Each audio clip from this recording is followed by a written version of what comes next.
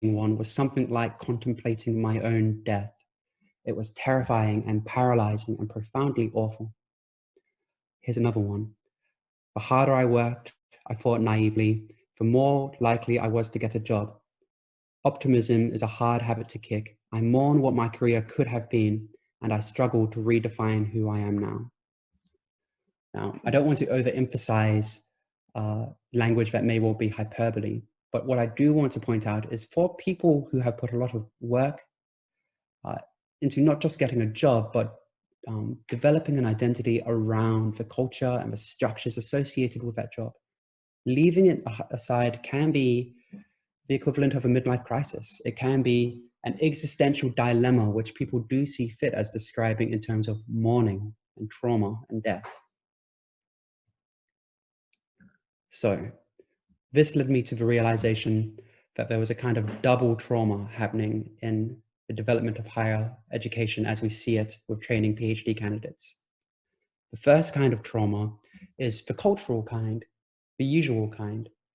A PhD is a rite of passage, okay? It's an impressive rite of passage, and it involves suffering and sacrifice, all in the name of self-actualization. So this will be promoted by senior academics and by PhD candidates themselves. If you know any PhD candidates, they'll have gallows humor about how difficult their life is while simultaneously humble bragging. So that's the first kind, the trauma of doing the PhD. The second kind, though, is what the anonymous author in The Economist was talking about, the breaking of the tacit contract. So the PhD has long been associated with a clear reward, a career in higher education. You could argue that's not the case, but the impression of these aspiring academics is that it is the case.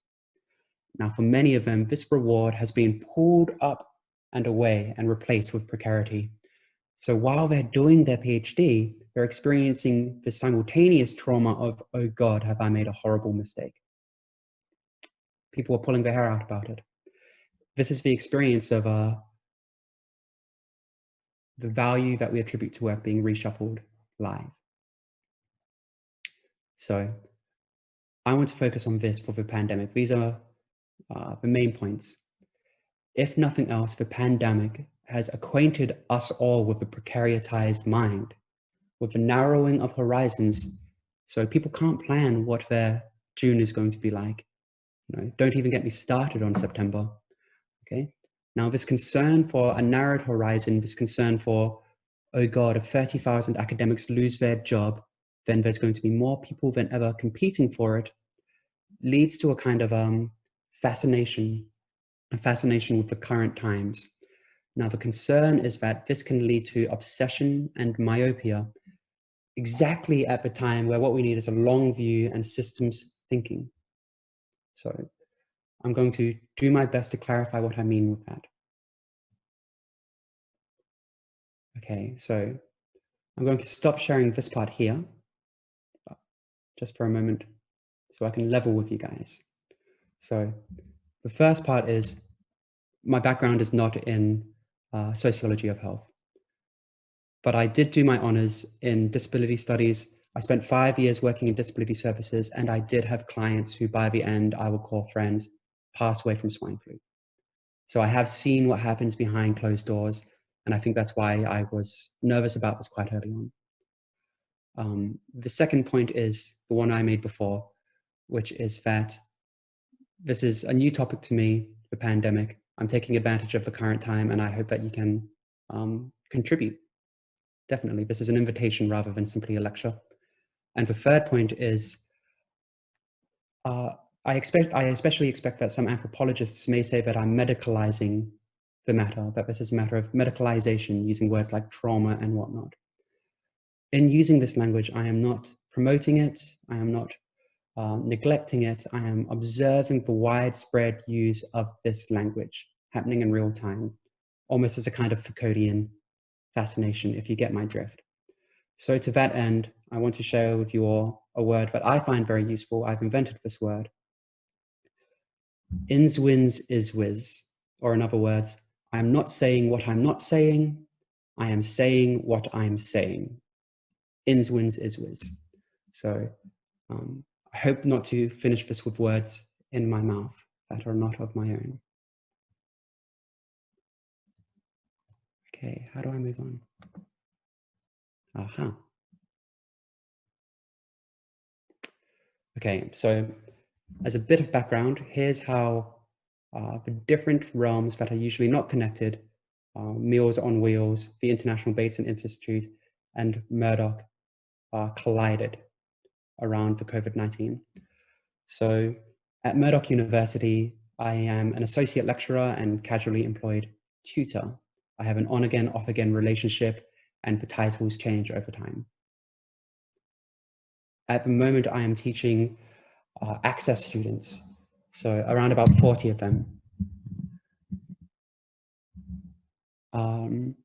The International Bateson Institute is set up by Nora Bateson, who is the flame bearer for Gregory Bateson and William Bateson before him. It's a systems thinking organization. We do training, we set up particular labs to stimulate conversation, okay?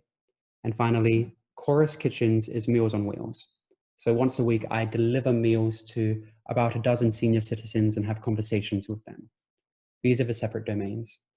This is how in 1 month, a single thread was weaved through them.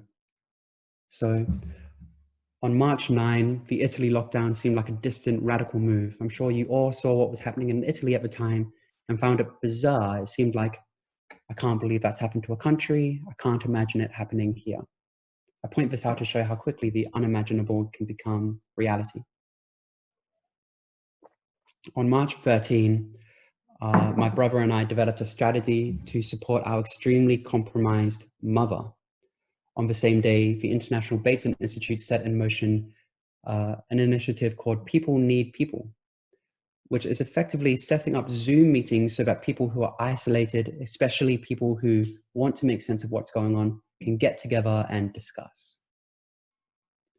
It was directly in response to the virus. The idea being that when people discuss what's going on in the news, they will open their mouth and the phrases from the news will tumble out.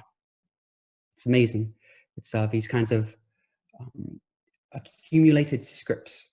The idea of people need people is getting people to try these scripts, wear them out, and then hopefully talk a little bit more originally.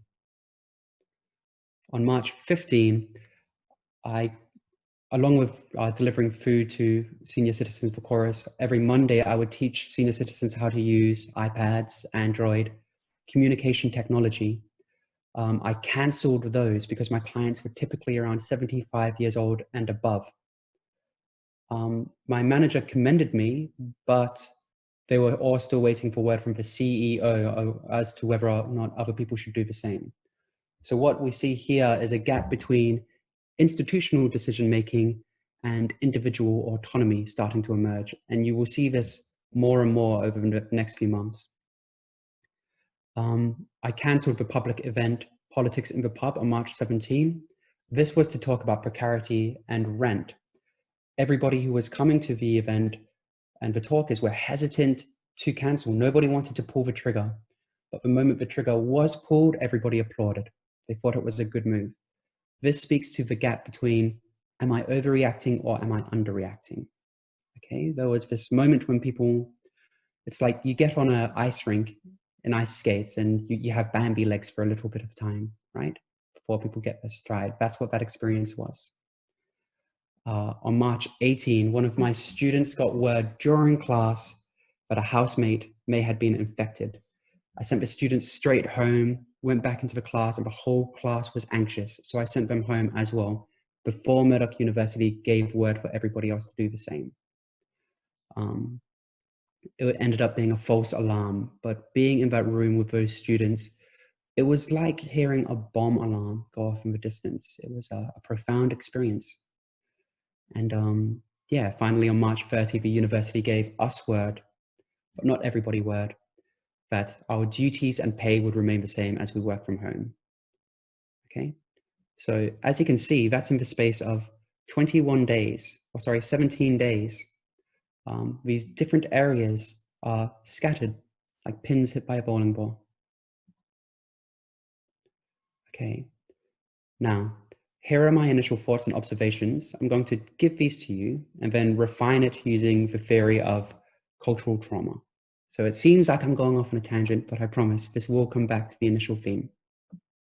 So the first thing, I observed this with my mother and with the old people who I work with for chorus. Being a grandparent and being in lockdown is really difficult because you are fully aware of how quickly your grandchildren grow up. You're aware of the difference between being 2 years old and 2.5 years old. So you want to be there as much as possible. So for a lot of these grandparents, this is a struggle which is invisible to a lot of younger people who don't appreciate how quickly a child can grow. At the same time, it is precisely these older people who struggle with the information technologies such as Zoom that would allow them to keep contact with their family. Okay, I've no doubt that there are 6-year-olds out there who are better than 60-year-olds at Zoom. Okay, so that's the first thing to keep in mind. The second thought was, how will the responses to the virus be influenced by how familiar people are with death and with loss? Once you've lost somebody that you really care about and you can't have them back, it instills a fear in you which is difficult to describe to somebody who hasn't experienced that. That's an area of research that I think will be quite interesting. Third is, and we're all seeing this now with the reports of domestic abuse and whatnot, as unemployment and being stuck at home can cause addiction to dovetail, what will the consequences of quarantine be in terms of drug abuse, but also video game addiction? For those of you who don't know, there are people who will completely wreck their lives playing a video game. No worries, okay? How will this impact other issues, such as domestic abuse, and cause to end the lockdown? So at the moment, we are saying we must protect people through lockdown. Will there come a time where we say we must protect people by ending lockdown? I certainly know people that suffer from addiction have a propensity to want to be saved from themselves. When you realize you're becoming an alcoholic, you may well be more likely to want to end lockdown to decrease your steady descent. Number 4, how will people who have not been directly touched by historical events assess the seriousness of the virus? Okay, you're watching 24/7 pathos-oriented media, and you're asking yourself, are they overreacting or am I? I see this in my students. They don't know how to gauge their response. It's like the matchstick effect, right? You get 3 matchsticks for all of the same length. You tell somebody that one's a different length and they will argue. They'll take it seriously, okay? So there's a concern here that people's awareness of the gap between their observations of reality and what they're hearing about reality will make them recede, will make them not trust their own judgment, which leads to the next issue, which is, what will this do to people's attitudes towards science and expertise? So some of you will be familiar with the Enlightenment dare articulated by Immanuel Kant, Vashes Aklarang, horrible pronunciation, but dare to think for yourself. Don't let the priest tell you if you're a good person, you figure that out. Don't let the doctor tell you if you're healthy, do you feel healthy? What we're seeing now is a shift toward follow the science, listen to the experts. If you haven't read the experts, you ought not talk. While that comes from the Enlightenment ethos, I hope you can see how it reflects a turning away from that dare, almost a kind of a ironic endarkenment. Okay. Now, these next 2 points are connected. The first one is, a lot of people are saying things like, what kind of society